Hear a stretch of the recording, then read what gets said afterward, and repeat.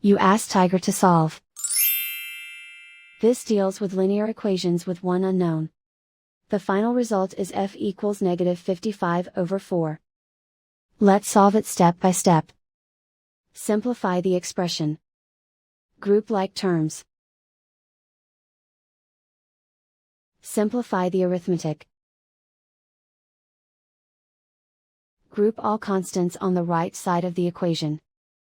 Subtract 55 from both sides. Simplify the arithmetic.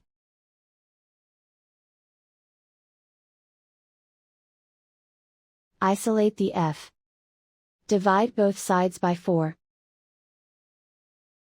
Simplify the fraction. And so the final result is f equals -55/4.